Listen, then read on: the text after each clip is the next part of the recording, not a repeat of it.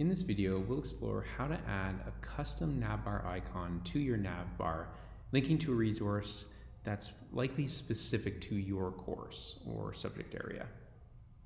If you've not watched the video on how to customize the navbar icon overview, it's important to probably do that first, which you can find in the VLE PLE. So in order to create your custom navbar icon, the first thing you need to do is just kind of hover over the navbar, and you'll see these three dots show up. Click there, go to customize this navbar. If you've not yet customized the navbar in this specific course shell, this will pop up. So all you need to do is make sure that yes, you're going to make a copy of the navbar so that you're able to edit it. It will then load the navbar editor. We're going to go down to add links. And normally this is where you would add any of the navbar icons that we've created within Grandieri or the D2L has created. But at the top, you're actually going to create your own custom link. Click there. And this is how we build out that icon. So first of all, you're going to name it. And that's actually going to be the name that shows up for you and students on the navbar. So like class lists as an example.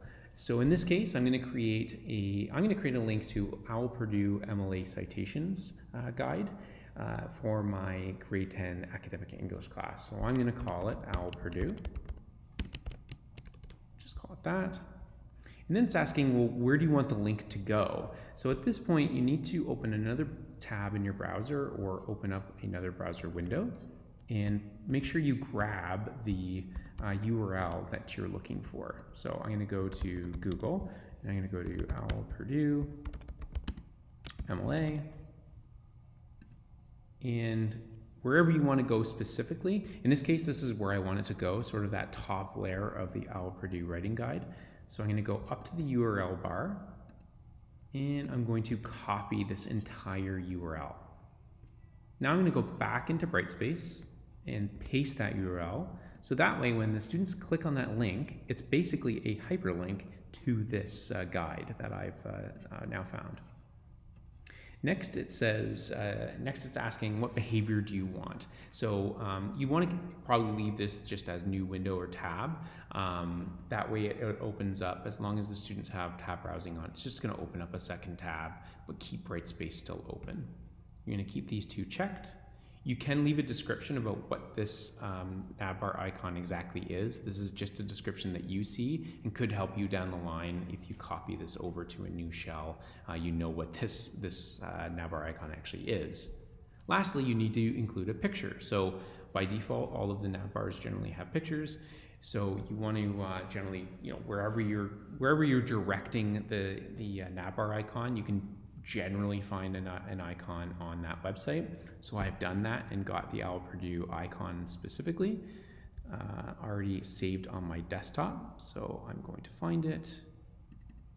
I'm going to use that and upload it. It does have to be a JPEG or a PNG file. I'm going to leave this unchecked because I want all roles to be able to see it. I'm going to press create. And at that point, it now adds OWL Purdue to my list. I'm going to press add. And now we have our OWL Purdue icon, a custom icon as part of our navbar. I'm going to move it up to the first row, press save and close. And at this point, you now have the OWL Purdue icon for all of your students, because it's likely, in this case, it's something that I want my students to visit often as we're writing different essays throughout our grade 10 course. So these really are unique usually to course and subject area. But they can really be a powerful tool because they allow you to, link out to those important pieces.